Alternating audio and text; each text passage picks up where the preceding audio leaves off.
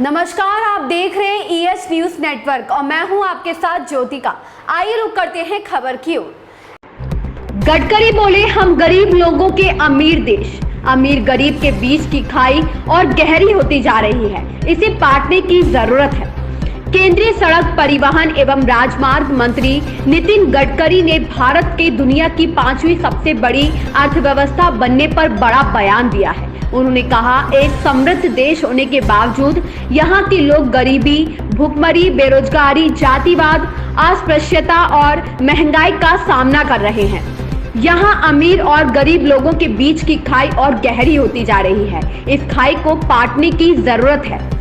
वे गुरुवार को नागपुर में राष्ट्रीय स्वयंसेवक संघ से संगठन भारत विकास परिषद के एक कार्यक्रम को संबोधित कर रहे थे। उन्होंने कहा, हम गरीब लोगों के अमीर देश हैं। उन्होंने कहा, देश में आर्थिक और सामाजिक समानता की जरूरत है। गरीब और अमीर के बीच फासला काफी बड़ा है।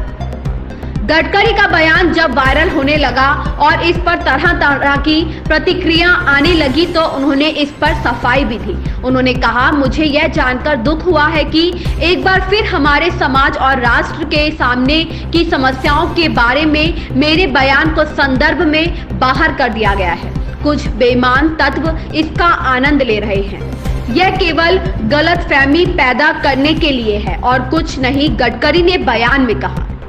केंद्रीय मंत्री ने कहा कि अमीर गरीब की खाई को पाटने के लिए शिक्षा, स्वास्थ्य सहित ऐसे अन्य क्षेत्रों में काम करने की जरूरत है। उन्होंने देश में 124 आकांक्षी जिलों को विकसित करने के लिए एकजुट होकर काम करने का आह्वान किया। उन्होंने कहा कि देश के ये 124 आकांक्षी जिले सामाजिक और शिक्षा और स्वास्थ्य के मामले में पिछड़ रहे हैं। देश में शहरी क्षेत्रों में खूब विकास हुआ है, लेकिन ग्रामीण इलाकों में सुविधाओं और अवसरों की कमी के कारण एक बड़ी आबादी शहरों की ओर पलायन कर रही है। गति बढ़ाने के बाद वो उद्दिष्टों को पूरा करना होगा। हम लोग दुनिया की सबसे फास्टेस्ट ग्रोइंग इकोनॉमी है और अब वर्ल्ड में हमारा 5वां नंबर है। We are a rich nation with a poor population. हमारा देश धनवान है पर जनता गरीब है।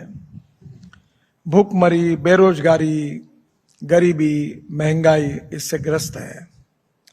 जातीयवाद, छुआछूत, अस्पृश्यता, उच्च नीचता का भाव समाज के लिए, हमारे लिए बहुत दुखद भी है और समाज के प्रगति के लिए घातक भी है। सामाजिक समता और आर्थिक समता, social equality and economic equality समाज में प्रस्तापित हो।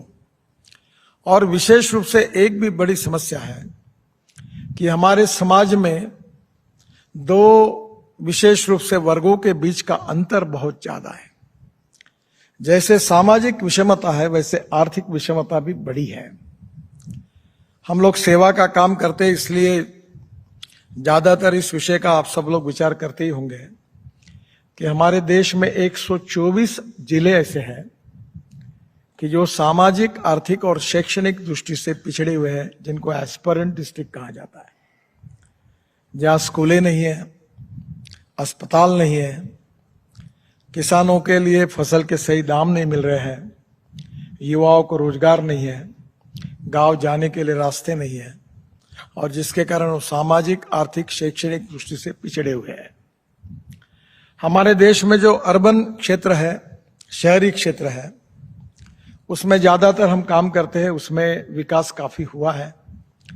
पर 1947 में 90% लोग आबादी गांवों में रहती थी। अब 25 से 30% माइग्रेशन हुआ है। ये जो गांव छोड़कर जो लोग आए हैं, जो मुंबई, दिल्ली, कलकत्ता, चेन्नई, बड़े बड़े शहरों में आए हैं, ये कोई खुशी से नहीं आए हैं, ये मजबूरी से आए। गांव में अच्छे स्कूल नहीं, गांव में अस्पताल नहीं, गांव में अच्छा लिविंग नहीं, गांव में रोजगार नहीं, गांव में अपना पेट पानी जो कुछ संसार उनको चलाना है वो चला नहीं पाते। गरीबी, भूखमरी और बेरोजगारी के कारण गांव छोड़कर शहरों में आए हैं। उससे शहरों की भी समस्याएं निर्माण हुई है और इसलिए स्वाभाविक रूप से विकास परिषद और भारत का विकास करने के लिए हमें गंभीरता से सोचना होगा कि हमको किस मार्ग से जाना है।